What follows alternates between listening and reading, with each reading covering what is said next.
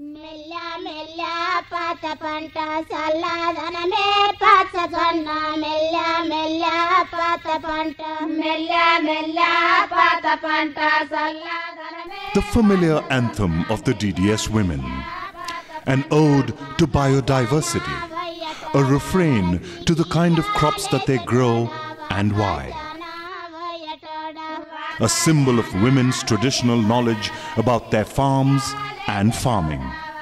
Whatever they are, now everyone understands that they sing the solution to the greatest crisis of our times, the climate change.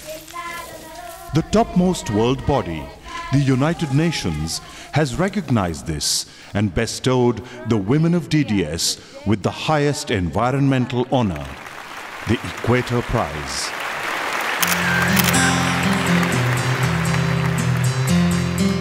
Receiving the Equator Award was of course an honor. But more than an honor, it was a responsibility. A responsibility that needed to be shared with the communities which together had produced the knowledge which resulted in the Equator Award. Therefore, it was time to repay the debt. The way of doing so was to produce a document called Zaheerabad Agenda, a document which encapsulated all the knowledge and practices of the farmers in the Zaheerabad region. This is what the UN has recognized and awarded. Realizing the strengths of this tradition and taking a renewed pledge was an act of protecting this at any cost. To be meaningful, Zaheerabad Agenda was to travel a long distance. The staff of Deccan Development Society were the first to endorse and support the agenda wholeheartedly. The support base was further strengthened and widened when all the Karyakarthas of DDS who represented the communities at village level approved the agenda. Communities of thousands of women listened to what the agenda was all about, made changes to it, added, subtracted and deleted parts and came up with a final agenda.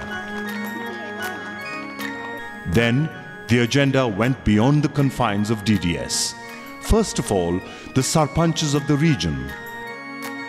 Each sarpanch, an elected village head, heard the agenda, understood how it had the potential to extricate the people of the region from the climate crisis and endorsed it. Finally, there was a total of more than 160 signatures at the end of the campaign. Now, the agenda had gathered steam and added more voices. Finally, it was taken directly to the communities of DDS.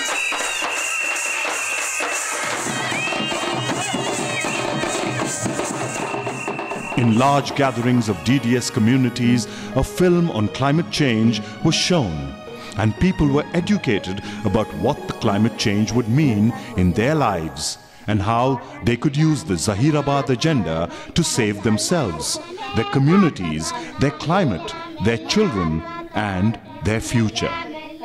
This resulted in a further consolidation of the Zaheerabad Agenda. 10 నుంచి 20 రకాల పంటలు పండేటట్లు మేము సాగు చేస్తాము. Once again, people took community pledges to follow this agenda and make it come alive. సోదరి మనులకి కూడా మీ పద్ధతుల్ని నేర్పించాలనే ఒక తపన మీలో ఉంది. అదే ఈ జహీరాబాద్ అజెండా అని చెప్పేసి మీరు నాకు ఇవ్వడం జరిగింది. అజెండాని ముందుకు తీసుకుపోవడానికి తప్పకుండా కృషి చేస్తాం మా ఎన్ఐఆర్డి తరపున ప్రభుత్వం తరపున. Through these exercises, the communities of DDS, the elected representatives in the Zaheerabad region were all brought under the umbrella of the agenda. The members of DDS took it further to the All India Millet Sisters organization and made them understand what the Zaheerabad Agenda was all about.